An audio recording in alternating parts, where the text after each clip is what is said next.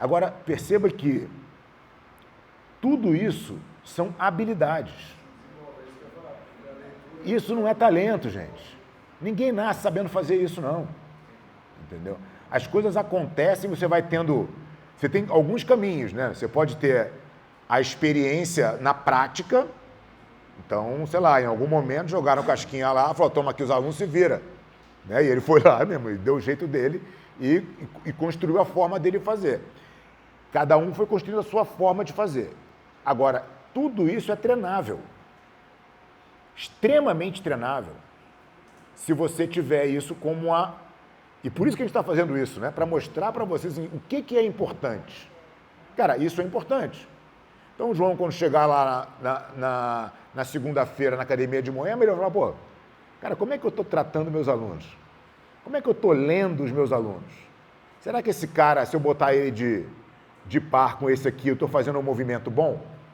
Será que isso é um movimento que o meu aluno vai se desenvolver? Ou eu estou botando ele numa situação desconfortável, mais do que o necessário? Porque se eu errar nessa dose, meu aluno espirra.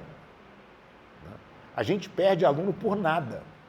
A gente perde aluno pelo simples fato do cara ter passado uma situação vexatória, que a gente nem imaginou que era vexatória.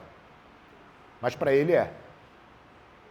A gente teve um caso há um tempo atrás, acho que foi numa aula do Edu, que depois a gente teve esse relato. Era uma aula de iniciante, os alunos estavam fazendo um aquecimento em linha, né, com os exercícios, na sala de cima lá da Vila Olímpia. E aí o aluno foi fazer uma fuga de quadril, ele não sabia fazer. E aí ele ficou travado, a fila parada, olhando para ele, e ele não conseguia fazer, foi ficando nervoso, e o professor corrigindo, tentando ajudar. Cara, foi uma cagada. O cara ficou tão desconfortável que ele saiu da academia. E, por sorte, ele contou isso pra gente. Que a gente jamais saberia. Né? E o que acontece nas academias muitas vezes é isso, a gente perde o aluno, a gente não consegue descobrir. A gente tenta, né? A gente faz estudo aí de retenção, de, pô, quem são esses caras que saem da academia, pô, sai... É claro que não, pô. Ah, o cara fala que mudou, o cara fala que o emprego transferiu, 500 mil mentiras, né? Mas é a forma mais fácil de cortar o assunto. Pô, se eu falar que eu me mudei para a Noruega, como é que esse cara vai continuar me ligando aqui? Não vai, então deixa eu falar que eu mudei para a Noruega. Aí você encontra o cara na padaria na semana seguinte. Não fui ainda, estou indo semana que vem. Então a gente tem que ter esse entendimento, e eu acho que a vantagem é que a gente já passou por bastante coisa. E a gente passou por bastante coisa tendo esse olhar. Porque quando você não tem, você não aprende. As coisas simplesmente, os erros se repetem e a gente fica no mesmo lugar, porque a gente não está consciente do nosso erro. Quando a gente começa a olhar o dado na verdade e falar, cara, vamos investigar por que esses caras estão saindo, às vezes a gente acha um padrão. E aí a gente tem como corrigir. E aí a gente tem como comunicar qual é o erro. E a gente vai tentando melhorar essa relação, né? Mas eu acho que esse entendimento, e cara, muitas vezes a gente vai para a aula com já é o que você faz, você vai ali, bota ali a aula, dá um aquecimento, dá a técnica, bota o treino, a aula é divertida, a aula é legal, os alunos na maioria gostam e tal.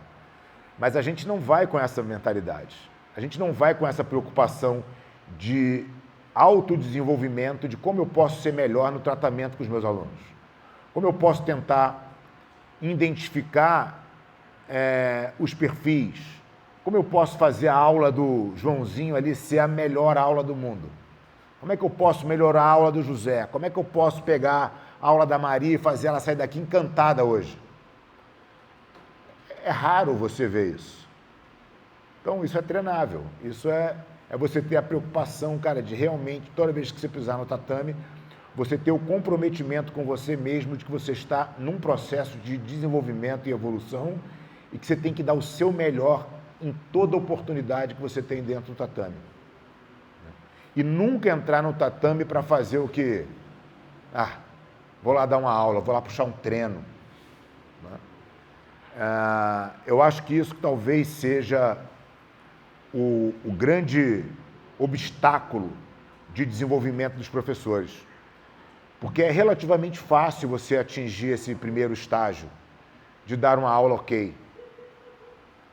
Mas avançar dessa aula ok para ser um grande professor é uma jornada, é quase que, se a gente fizer uma comparação, é quase que ganhar a faixa preta. Você ganha a faixa preta e fala, pô, sou faixa preta, sou bonzão.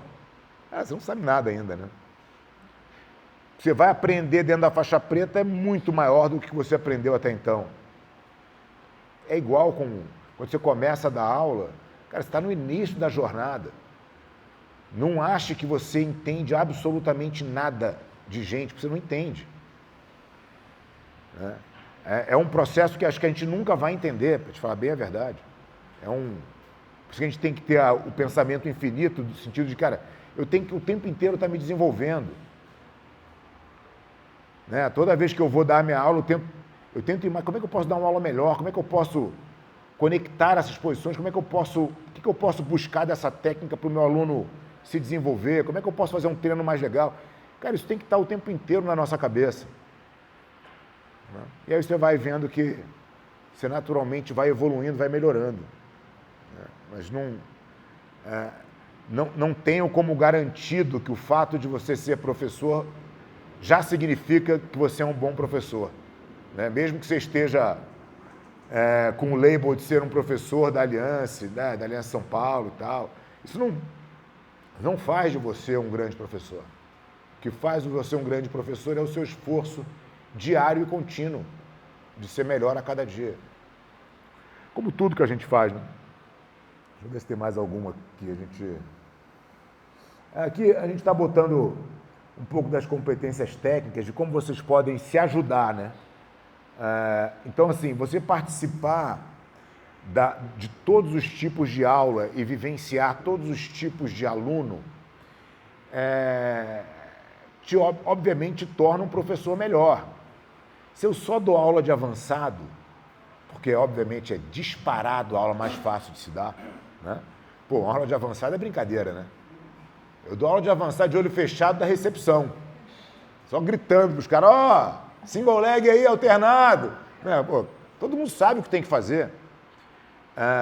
Não tirando o valor da aula de... Você pode ficar muito bom em dar aula de avançado, mas experimentar as outras aulas, dar uma aula para quem nunca fez jiu-jitsu, dar uma aula para uma pessoa que tem dificuldade de mobilidade, dar uma aula para uma criança, dar uma aula para uma mulher que tem um pouco de aversão ao toque.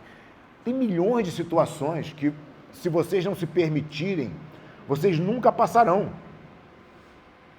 Então, assim, aproveitem essas oportunidades de desenvolvimento.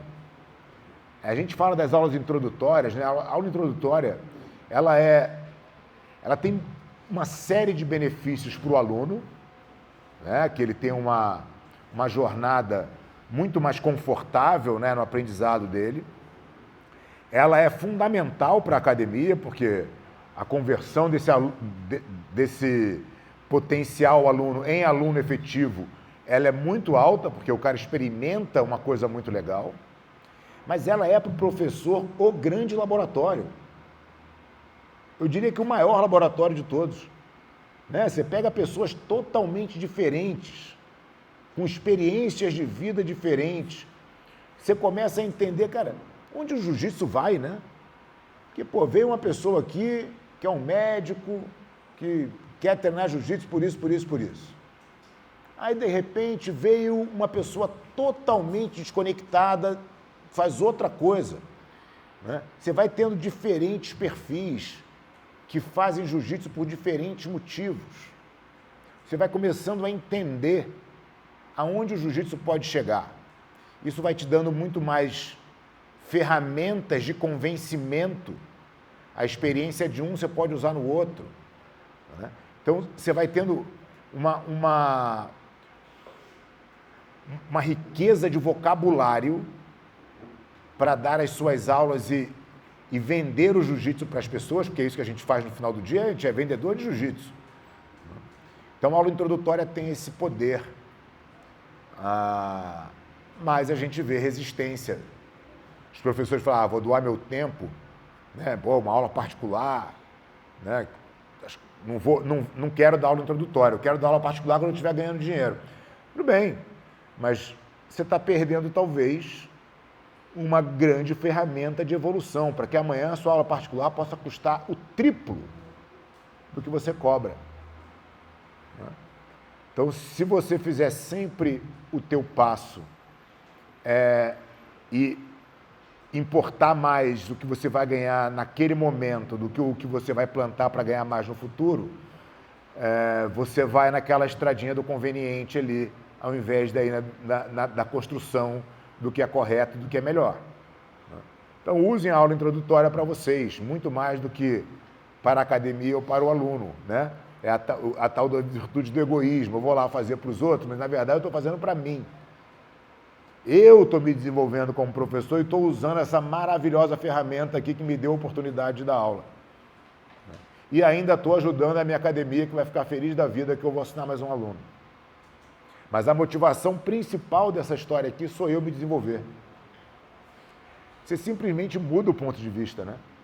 Nem que eu vou me arrastar lá para dar uma aula porque o Casquinha quer que eu venda mais uma mensalidade para ele. Não. Eu estou indo lá como professor porque eu estou me desenvolvendo. Eu vou aprender a dar aula agora para um cara que não consegue dobrar as pernas. Ou para para uma menina franzina, muito fraquinha, muito levinha, que se eu vacilar eu vou quebrar ela no meio. E eu nunca fiz isso.